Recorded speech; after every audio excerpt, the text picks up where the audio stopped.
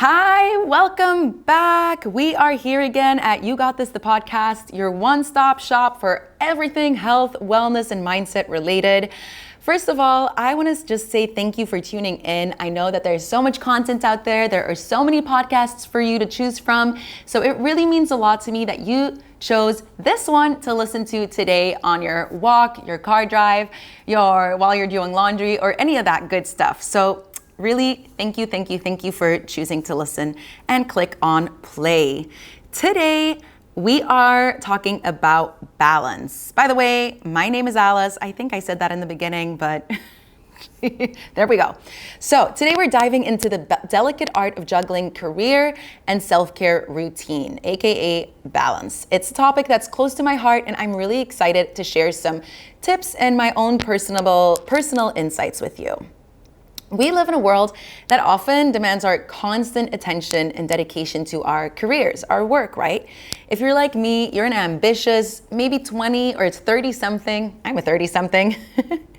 And I am ambitious. I have goals. I love what I do it with passion. But when you do something that you love and when you have a lot to prove and you know that you're capable of a lot, you can find it hard to hit the pause button and to hit the brakes, right?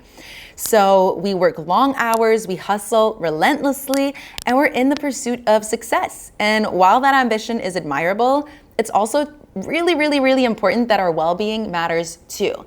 Burnout is at a huge high right now.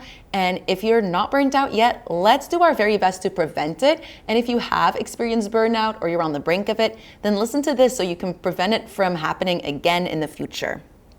So, how do we find that elusive balance between our professional ambitions and our personal well-being? And on top of that, our social activities and all that other stuff that comes on top, right? I'm gonna give you a few tips and tricks that can help you navigate this challenging terrain. And sometimes I've had to learn the hard way, and some of these I've learned from having conversations with my clients, my members, and my friends, talking to them as well. Number one, this sounds a little not woo-woo, but let me just say it. Number one is prioritize self-care. Self-care can often feel or sound like a luxury for people. It's that thing that you do when you have time. It's the bubble bath and the face mask, but it's not really that. It's much more important and it has to be a priority. So self-care is not an indulgence, it's actually a necessity. Just like you wouldn't drive a car on an empty tank, you cannot excel in your career and in other parts of your life if you don't fuel yourself first and if you don't take care of yourself first, right? So how do we prioritize self-care? Well, you plan it in like a meeting that you would with other people, but with yourself. I always like to talk about a wellness toolbox, and this is really a great way to think of how to think of self-care. When you plan in that time with yourself, you don't necessarily have to say, this time I'm doing a workout, at that time I'm just going for a walk, or I'm just gonna sit and be still, or I'm gonna drink my tea, or I'm gonna call with a friend. You don't have to plan in per se exactly what you're doing, even though in the beginning that might be really helpful. But you do want to plan in those moments and then open your wellness toolbox when it's at that time, and then ask yourself, what do I feel like doing? What do I want to do? And what do I need right now? And then you have your list to go through in that toolbox. So for some people, it is calling their mom or chatting with a friend, grabbing a coffee or a tea and just drinking it in silence, maybe putting on your favorite music or watching that funny YouTube video that makes you laugh. Maybe it is a workout, it's a walk outside. Any of these things can be an act of self-care, but you need to stop letting everything else take over and actually give yourself permission to take those moments of self-care. It doesn't have to be long. It can be a minute, it can be 5 minutes, a couple times a day, or one longer moment a day, but you really need it. You are important, you matter, your mental and physical health matter, and even though it might not feel so important and necessary right now, this is an act, or this is a preventative act. So your future you will thank you for it. And if you don't do it, your future you will be really sad and mad and burnt out at yourself as well, okay? Mad and sad at yourself and feeling burnt out. So make it a priority. Number 2, you have to set boundaries. Whenever I talk to my clients, this is actually one of the biggest things. Two of the main things that come up a lot of the times are people pleasing and boundaries. So right now, let's talk about boundaries. I want you to really establish clear boundaries between your work and your personal life. It's really easy to let your work spill over into your evenings and weekends, but this can lead to a burnout. You have to protect your personal time and make it a non-negotiable. I know there are going to be times in your career, times in your life where it is busier. You have deadlines and you have something that you really, really want to get done. So yes, there are moments where you are going to work a little bit later, where you might work on a weekend, and that's okay. But at the same time, you have to know that these are more of a rarity. These are more of, what's the word that I'm looking for? These are more unique occasions and moments, not every single day, all right? You have to set those boundaries for yourself and the people you work with. You have to also let your colleagues, your boss, and if you're your own boss, let yourself know that no, you need boundaries. You need to enjoy this life you have. And even when we love what we do, me too, I can work sometimes till 8, 9, 10 p.m., 1 a.m. I do what I love. So it's really easy for me to go overboard. But even when we love what we do, we can still get burnt out and it can still become too much. So again, your future you will thank you when you learn how to set those boundaries. Know that if you finish at 8, there's always going to be more work to do. If you finish at 6 p.m., 7 p.m., 8 p.m., 5 p.m., whatever you decide, there's always going to be more work to do. It's never going to be done. So instead of trying to keep going, and then maybe even feel guilty that you don't finish it and you have the next day, and then you're just going to be in this cycle of anxiety, in the cycle of cortisol. That's why we're all so stressed out and overwhelmed. But no one is going to set those boundaries for you. You have to do it. And you also teach the people around what your boundaries are. Your boss, if you answer at WhatsApp at 8 p.m., if you answer an email at 10, if you answer your clients on the weekends, you're showing them that it's okay that they're reaching out to you. And okay, again, for me too, I love answering DMs late at night or in the weekend because I want to immediately help people. That's my passion. That's one of my values, is helping people. But again, I have to be mindful of my own energy. So you too have to be mindful of your own energy and set those boundaries. Even if you don't mind it right now, even if you love what to do, you're teaching people that it's okay for them to reach out to you late at night, in the weekends, and again, once in a while, it's going to happen and it's okay. But these are rarities, these are special occasions, and these are at, very important times in your work, but not an everyday occasion. Okay, number 3, practicing mindfulness. Mindfulness is such a powerful tool for maintaining balance, and when you're fully present in the moment, you are better equipped to manage stress and make intentional choices about where to direct your energy. So, little bits and bobs and pieces of mindfulness are so important. And again, if you're not sure what mindfulness is, it's really just dropping into the moment and being present and actually noticing what's going on around you, being here.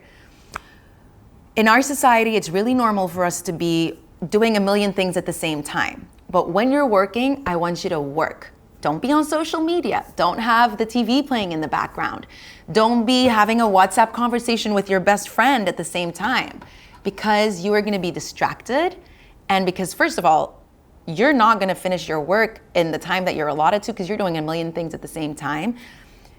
And you're not being mindful. You're not being present in that moment. Same goes with your personal life. If you're spending time with your children, your nieces, your nephews, your family, if you're spending time with friends, if at the same time you're on your phone doing something for work, or if you're thinking of a deadline or something for work, you're not going to be fully present. We have to try to do one thing at a time, okay? I know it's so hard. And even little things like, for instance, I'm trying to think of a good example here, but for instance, you're maybe listening to this podcast while you're doing something else. Even that can be a little overwhelming. And when you're trying to juggle it all and when you're trying to find balance, I want you to know that we want to prevent that overwhelm. So once in a while, also just go on a walk without listening to something. drive to work without listening to something and actually just be in the moment. If you have those AirPods out of your ears, you get to connect with people. Those little social cues and interactions are also really important for your mental health. So that's just something little extra to think about. Mindfulness is really important. Do one thing at one time. Don't mix that your personal life with your work. Put a bookmark when you're done with work, put a bookmark behind it, you're done, and then go to your family life and vice versa, all right? Number 4, learn how to say no. No, no, no, no. I want you to right now say no, no, no, thank you. And you don't have to give a freaking explanation. No is a full sentence. I like that saying. So it's okay to decline extra work or social commitments if they are threatening to overwhelm you. Saying no is an act of self-care and self-respect. First of all, you have to be honest to the amount of work that you're taking on towards whether it's yourself or your boss. Be honest, say no, say not right now, maybe later. And same with your friends. If your friend and family, well, family, yes, but if your friends are real friends, they are gonna understand if you have to say no to an engagement or an activity or a hang, all right? Rest is important, recovery is important. You can always ask them to hang out at a later time. Or what I like to do is like do an activity that you had planned anyways, like a workout or a walk, something like that, and do it with your friend. Or if you're cooking at night, now I'm kind of counter speaking myself because in the previous thing was doing one thing at one time. But what I sometimes do is, for instance, when I'm cooking, then I'll call a friend or then I'll FaceTime a friend, or when I'm in the car, I'll call my family members to catch up. If you're like me and you're very ambitious, you're career driven, you are busy. So it's learning which habits, which things you can combine and that are energy givers, and which ones you don't want to combine because they're energy drainers, all right? Learn how to say no, stop freaking people pleasing. I heard this once, I think it was on a podcast, but if you're a people pleaser, some people think, oh, I'm so nice, I'm a people pleaser. I'm saying it so mean right now, but I'm a people pleaser too sometimes, so I know what it's like. But people pleasing is actually lying. So you're not being nice, you're not being kind. You're actually being mean towards the other people or the other person, and mean towards yourself, because you're saying yes, you're committing to something you actually don't want to do. And ultimately, the more you do that, the more it's going to drain your energy and the more you're going to resent that person. So it's way nicer to say no if it doesn't match what you want to do or what you feel like doing or have the energy or space for right now. So next time you feel yourself people pleasing, remind yourself you're not being kind, you're not being honest, you're actually lying and being mean to that person. And again, if you reframe that and if you remind yourself of that, it's gonna be way easier to say, no, thank you, not right now, let's plan in another moment, maybe next time, any of those answers, right? Because that is the kind thing. And in the long run, that's what's gonna give you energy, and it's gonna give a better relationship with that friend or that boss or whatever. Number 5, seek support. Don't be afraid to ask help and get support from friends, family, or a mentor. Sometimes talking through your challenges with someone that you trust can provide really interesting and invaluable perspectives and guidance. We all need to talk to someone sometimes. I have a therapist. I love her. I call her my friend. It's actually been about a year since I've been, so it's time. Maybe it's time. I always love checking in with her. So yes, go and talk to an expert about your career in self-care and the feeling of maybe overwhelmed and not being able to do it all. And newsflash, we cannot do it all at the same time. I believe you can do it all, just not at the same time. That's something to remember. So talk to your friends about it. How do they do it? Talk to your parents about it. How did they do it? Or did they used to do it when they were in their like end of 20s, beginning 30s, when, you know, it does feel like a lot, and your career and your social life and your family life and your personal life and health. It's a lot, right? So you can do it all, just not at the same time. I have, let's see, one more here. One more thing or one more tip when it comes to being ambitious, being career driven, and balancing self-care. And that is to reflect and to adjust.